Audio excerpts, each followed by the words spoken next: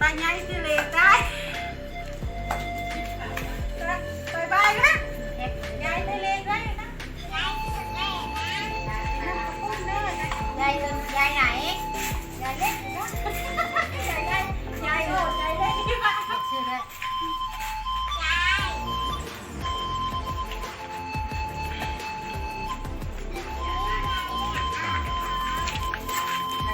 ได้ชิได้รางวัลนึงแล้ว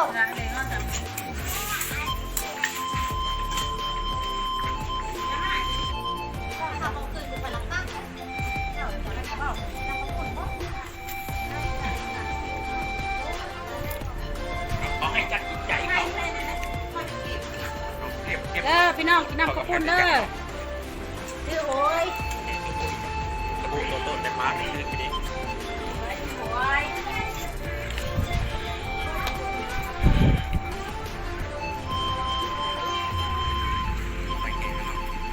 ได้ลูกได้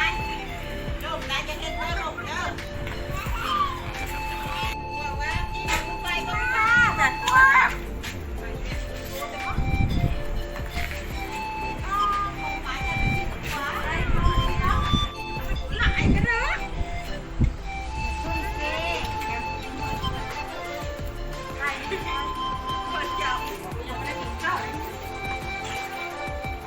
ชิมนะ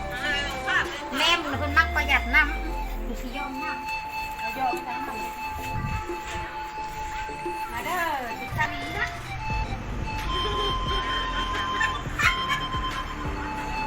ที่ไหนคุณเฉลี่ยคุณพ่อไม้ลูกโป่งมันเลยมันเหม็นม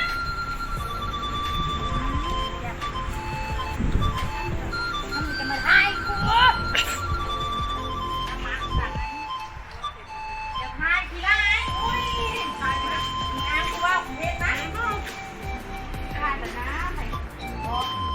พี่น้องขอบคุณนะกินหมดวันจองคนได้กินลายกับมูมาแล้วยายก๊อกด้วยแหละ